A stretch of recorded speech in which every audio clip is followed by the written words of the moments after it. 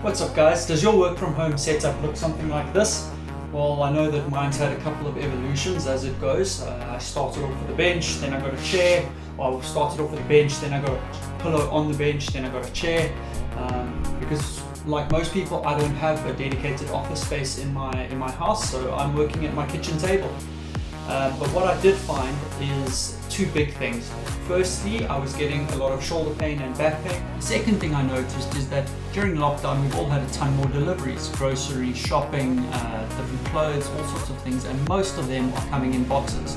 Now, the problem with this is that, yes, cardboard is recyclable, or most cardboard is recyclable, but recycling does take energy. And energy, ultimately, most energy is generated using coal and things like that, which obviously increases pollution. So I thought that I would try and use some of the cardboard waste that I have lying around instead of using my 3D printer to create a solution for this, which obviously plastic is harder to recycle than cardboard. I thought I would try and use some of that cardboard to create a solution. And what I came up with is this.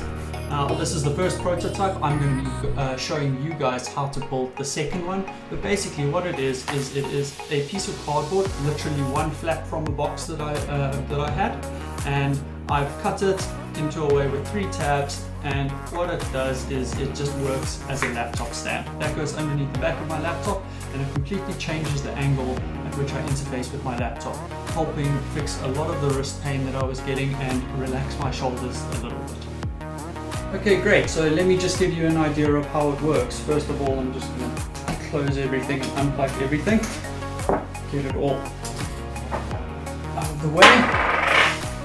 And then what we're going to do is have a look here. So basically just a regular piece of cardboard. I've put some tape on just to protect the edges on that side, but I'll show you that in the how-to.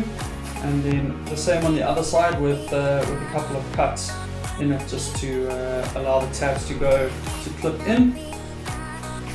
Those literally just pop in like that and sort it. So the basis of it is that you just lift up your laptop. I've got 2 tabs at the back of my laptop here.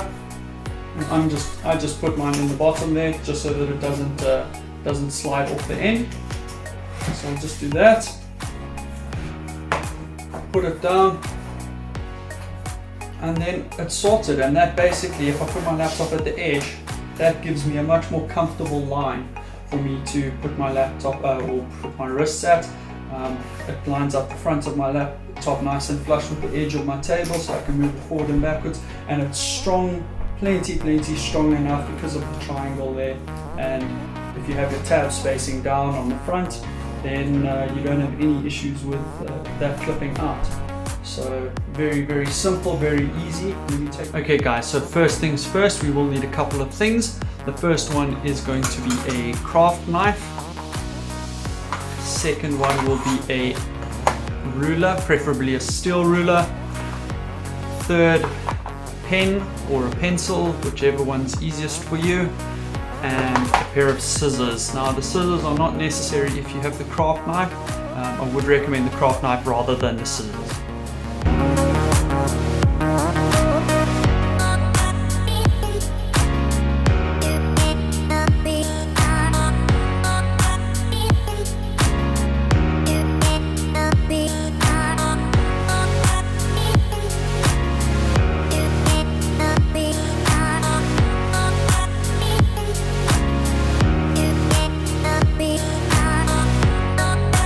Okay, so as you can see, I've just cut my box that I've got into a relatively square piece. Just makes it easier to work with. I've chosen this just because I thought it was quite appropriate with the graphics on there, and the width is just cut out so that I can get it square. But ultimately, I will probably end up at about, I'd say about 26 centimeters for my total width. And the length will probably be about 22 centimeters that way.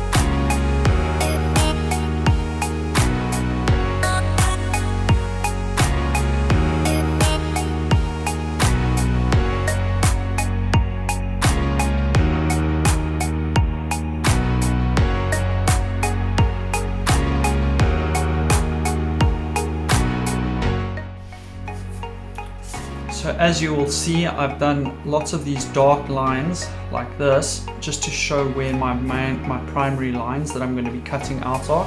I've done this on what will be the outside just for the visual demonstration. I would recommend doing this on what you want to be the inside if you are going to try and use try and make it look good ultimately, and get a usable, aesthetically pleasing stand.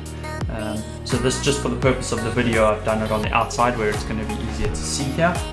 And yeah, I would recommend making marks on all the sections that you want to cut off, scratch out any sections that you don't want, that you don't need to use for your stand. You can see I did it here and all the way around there. And then I'm just going to cut the perimeter line to start out with, so that I've got a small piece to work with. It makes it a little bit easier. And then I'll start cutting out the small bits, the tabs, and show you how to score the folds. So we can do it two ways. We can either score them with a blade and get them to fold nice and easily there, but then I would recommend putting some tape over them to keep them strong. Alternatively, we can try and bend that, but with the fluting, if that fold there is not exactly on a break in the fluting, then that's going to be quite difficult. So I would recommend the scoring option. And then let's go for it.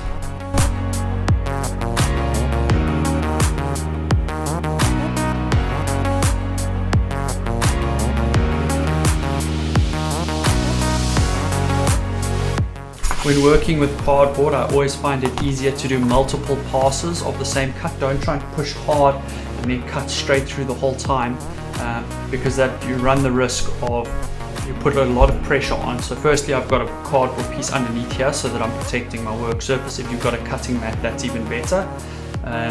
But yeah, multiple passes just decreases the risk that you're going to slip, and especially with a steel ruler, if you do slip, then the blade slides along the ruler quite easily, which means that you run the risk of cutting yourself.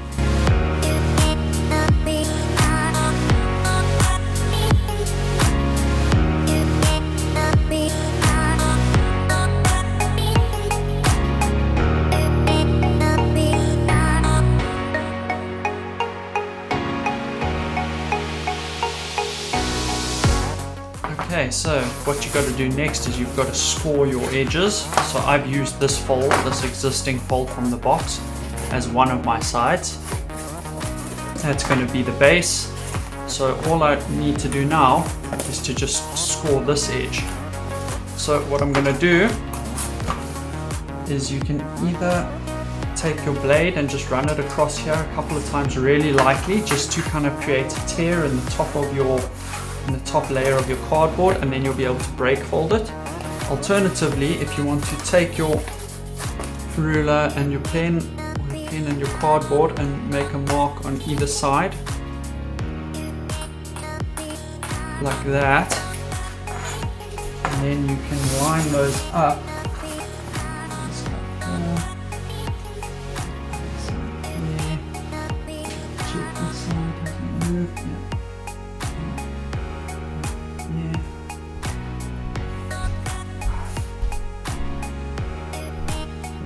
Up, make a line across there. Alternatively, I suppose you could measure, and then I'm just going to take my ruler, line it up on that line that I've got, and pull that up to create a fold. And that will be the strongest way to do it, because now I've got two folds where I haven't compromised the strength of the edge. The only problem is that, as you can see, my fold is probably a couple of millimeters off there, so it's not going to be as accurate, but it will still work. And that way I don't have to use any tape or anything, just to strengthen that. Where you can use some tape or some PVC glue or white glue, wood glue, is just around the edges of your whole piece, and that will just stop it from fraying out. But that's that. Then what we can do is just push that in, see where we need to make any adjustments. So I'm going to cut this at a slight angle here, and another one there just to counteract the inaccuracies of the cardboard. You don't want to cut this at too much of an angle because it does need to be a relatively snug fit in order for it to get grip. And that will then just fit in here, and then when you put your laptop down here, you see that's the problem with this. Okay, so that hasn't worked because it's not lined up nicely enough on one of the flutes. So what I'm going to do is I'm just going to take a piece here, just run it along the edge there, and that's giving me a nice clean fold there.